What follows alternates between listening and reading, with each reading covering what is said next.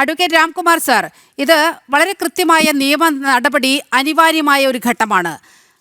ഈ കേസിൽ FIR ഇല്ല, അത്തരത്തിൽ പരാതിയില്ല എന്നൊക്കെ പറഞ്ഞുകൊണ്ട് ഒഴിഞ്ഞു മാറാൻ കോൺഗ്രസിന് എങ്ങനെ സാധിക്കുന്നു എന്നുള്ളത് വലിയ അതിശയകരമായ കാര്യമാണ്. കാരണം അത്രയേറെ ഗുരുതരമായ ആരോപണങ്ങളാണ് ആ ഓഡിയോ ക്ലിപ്പുകളിൽ ഉടനീളം നമുക്ക് കാണാൻ കഴിയുന്നത്. നിന്നെ കൊല്ലാൻ ഒരു നിമിഷം മതി എന്ന് ഒരാൾ പറയുകയാണ്. അത് ഒരു ജനപ്രതിനിധിയാണ് പറയുന്നത്, ജനങ്ങൾ തെരഞ്ഞെടുക്കപ്പെട്ട ഒരു MLA ആണ് പറയുന്നത്. അപ്പോൾ വളരെ നിസ്സാരമാണോ ഈ കോൺഗ്രസ് കരുതുന്നത് പോലെ? ഇപ്പോൾ ഈ ചർച്ചയിൽ പങ്കെടുത്ത് സംസാരിക്കുന്ന തൗഫീഖ് അതിനെ വളരെ നിസ്സാരമായിട്ടാണ് കാണുന്നത്, ഒരു അപവാദ പ്രചരണം പോലെയോ. ആ ഒരു തലത്തിലാണ് തൗഫീഖ് ഇപ്പോഴും ഈ പ്രശ്നത്തിൽ നിന്നുകൊണ്ട് സംസാരിക്കുന്നത്. അങ്ങനെയാണോ യഥാർത്ഥത്തിൽ ഈ കേസിൻ്റെ ഒരു ഭീകരത, നിയമ നടപടി, നേരിടാൻ പോകുന്ന നിയമപ്രശ്നങ്ങൾ എല്ലാം അപഗ്രഥിക്കുമ്പോൾ?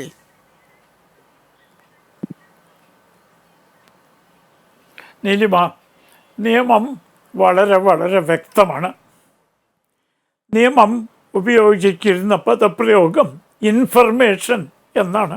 ഫസ്റ്റ് ഇൻഫർമേഷൻ, ഫസ്റ്റ് പരാതി എന്നല്ല.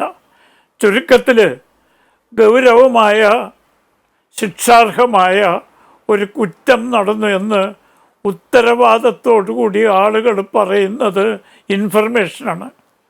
പോലീസിന് ഒരു ശവശരീരം അടിഞ്ഞു എന്ന് കേട്ടാൽ പരാതിയില്ല, അതുകൊണ്ട് ഞങ്ങൾ അന്വേഷിക്കില്ല എന്ന് പറയാൻ പറ്റുമോ? ഒരു കൊലപാതകം നടന്നു എന്ന് പോലീസിന് വിവരം കിട്ടിയാൽ ആരെങ്കിലും പരാതി എഴുതി തരട്ടെ എന്ന് പറയാൻ ഏതെങ്കിലും പോലീസ് സ്റ്റേഷൻ പറയാറുണ്ടോ? ഇവിടെ ഉന്നയിച്ചിരിക്കുന്നത് ഗൗരവതരമായ കുറ്റമാണ് എന്ന് പറയുന്നത് ഞാനോ നീലിമയല്ല, 2 MLA മാർ, KK ശൈലജ, രമേശ് ചെന്നിത്തല. അതുപോലെ പാർലമെൻറ്റിന് നെഹ്റു കുടുംബത്തിൻ്റെ സോണിയ കുടുംബത്തിൻ്റെ കാര്യസ്ഥൻ എന്നറിയപ്പെടുന്ന കേരളത്തിലെ ഒരു നേതാവ്. ഇവരൊക്കെ ഉത്തരവാദിത്തപ്പെട്ട ആളുകളാണ്. വനിതാ നേതാക്കന്മാർ 4 പേര്, ഷാനിമോൾ ഉസ്മാൻ, ഉമാ തോമസ്, ജെബി മേത്തർ,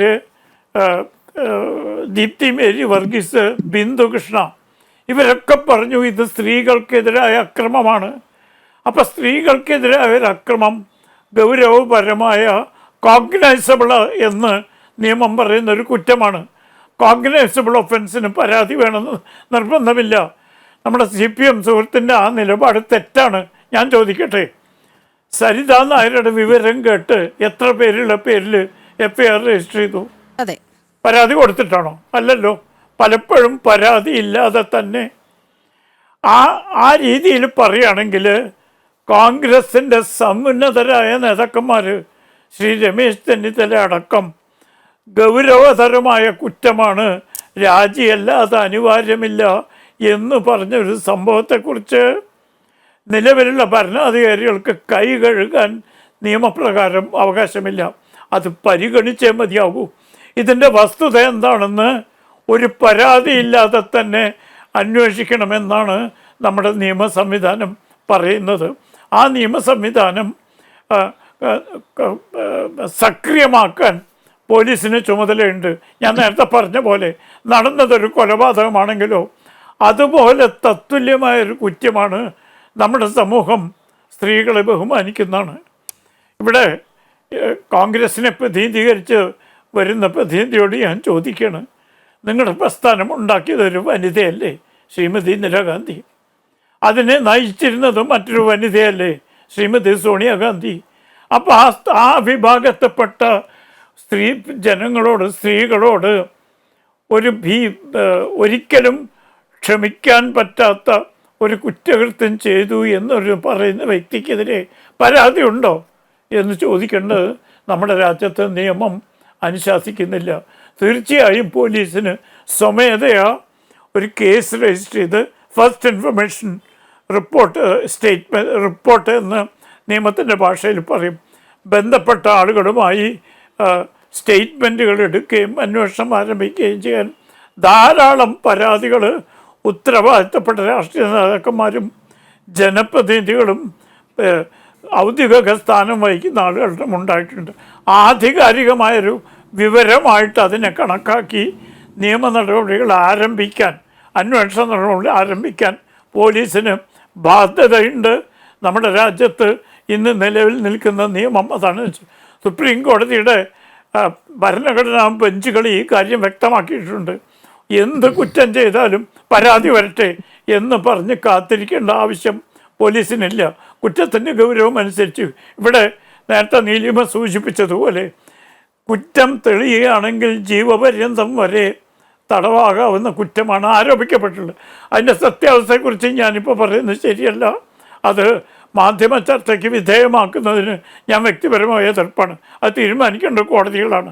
പക്ഷേ ഗൗരവമായൊരു കുറ്റം ചെയ്തു എന്ന് ഇരയല്ല പറയുന്നത്. ഇരയെ അനുകൂലിച്ചുകൊണ്ട് ഒരു പ്രമുഖ പാർട്ടിയിലെ നേതാക്കന്മാരും ജനപ്രതിനിധികളും പാർലമെൻറ്റ് അംഗങ്ങളും ഉത്തരവാദിത്ത ബോധമുള്ള വനിതാ നേതാക്കന്മാരാണ് പറയുന്നത്. ഇതെല്ലാം അവഗണിക്കാൻ പോലീസിന് അവകാശമുണ്ടോ? അതുകൊണ്ട് തീർച്ചയായിട്ടും നിയമ നടപടികൾ ആരംഭിക്കുന്നതിന് യാതൊരു തടസ്സവുമില്ലെന്ന് മാത്രമല്ല, അത് ആരംഭിക്കുന്നത് പോലീസിൻ്റെ ഉത്തരവാദിത്തമാണ്, ബാധ്യതയാണ്, കടമയാണ്. അഡ്വക്കേറ്റ് സതീഷ് വസന്ത്, അതാണ് ഞാൻ നേരത്തെ ചൂണ്ടിക്കാണിച്ചത്. ഇതിൽ സർക്കാരിന് പോലീസിന് ഒരു ഇടപെടാനുള്ള എത്രയോ വലിയൊരു മേഖലയാണ് കിടക്കുന്നത്. പക്ഷേ ഒരു ഇടപെടലും സർക്കാരിന്റെ ഭാഗത്തു നിന്നും ഉണ്ടായില്ല. ഒന്ന് ചുരുക്കി അതിൻ്റെ ഒരു മറുപടി പറഞ്ഞു പോകാം.